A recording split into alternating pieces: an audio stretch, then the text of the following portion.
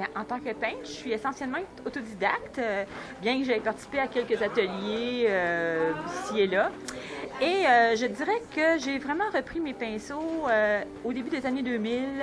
Et à ce moment-là, j'ai commencé à tranquillement participer à certaines expos concours j'ai gagné plusieurs prix dont je suis bien fière. Le deuxième prix au Musée des Beaux-Arts du Mont-Saint-Hilaire.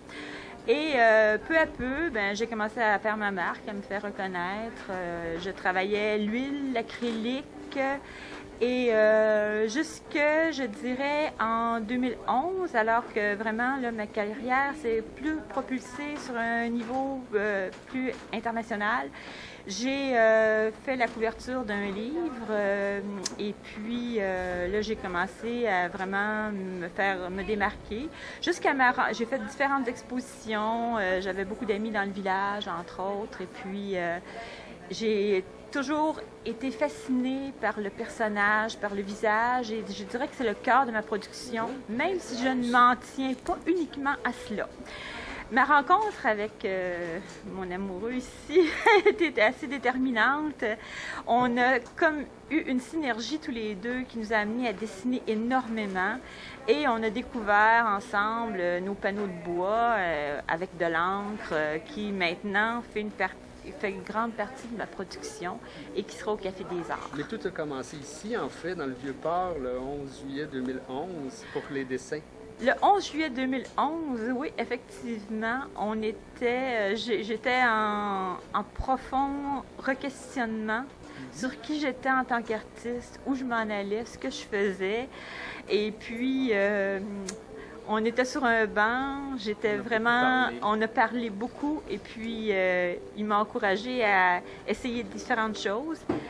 Le soir même, on s'est mis à faire du dessin de façon quasi compulsive et puis j'ai mis mes dessins sur Facebook et ils se sont presque tous vendus. Alors je suis arrivée dans une production, ça m'a amené vers d'autres choses et mes tableaux sont allés vers une nouvelle direction. Il y a beaucoup de choses qui ont pris vraiment une nouvelle dimension dans ma vie. Je dirais que nous deux ensemble, notre énergie s'est décuplée, notre énergie créatrice s'est décuplée du fait qu'on soit ensemble. Moi-même qui avais arrêté de peindre pendant environ 10 ans, j'avais tout laissé de côté un peu à cause de tout ce qui s'était passé avec le sida. D'ailleurs, c'est pour ça que souvent dans mes tableaux, on voit différents tableaux auxquels j'essaie de faire référence à ça, justement parce que je trouve que les jeunes aujourd'hui ne se protègent pas assez. J'essaie à quelque part de passer un message à travers ça.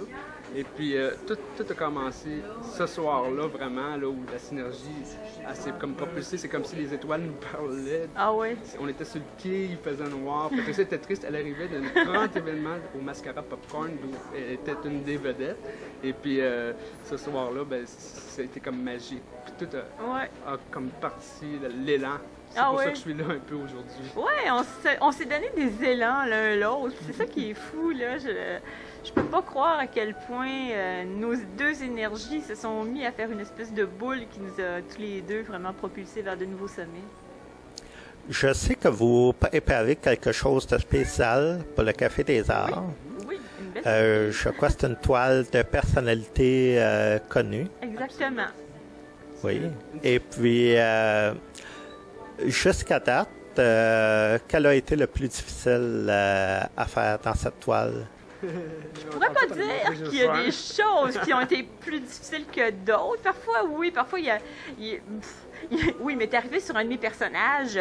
Je dirais pas que c'est une difficulté. Le personnage, ça allait très, très bien, mais c'était mon support parce que c'est quelque chose qui travaille sur bois, comme ce qu'on voit là. Ce sont des panneaux de bois avec de l'époxy.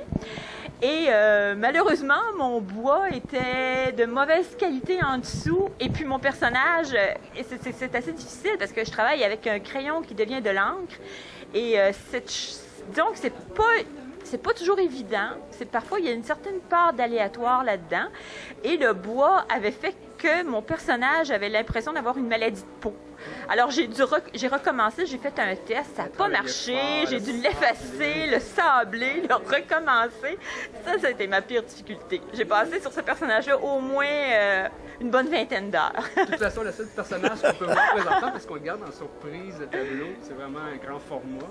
Et puis, c'est Dr Thomas qu'on voit présentement dessus. Mais il y a différentes personnalités du milieu des bars, du milieu un peu du milieu gay. C'est un petit peu un certain hommage aux 30 ans du village. Toutes les personnes vraiment. Jean-Pierre va y faire partie. Jean-Pierre Perrault, celui qui s'écoute. Ah, tu t'es pas supposé lui dire? Ben là, il sait. Il fallait bien que je fasse un petit cadeau, là. Alors, là, il avance beaucoup. Il va être prêt dans 2 semaines. On mélange un peu nos 2 styles encore. C'est intéressant. Eh bien, on va s'assurer d'aller voir ce que vous nous avez concocté pour le Café des Arts. J'espère. Ah, certainement. Alors, je vous remercie beaucoup de nous avoir accordé cette entrevue tous les deux. Ça nous fait plaisir. Ça fait plaisir.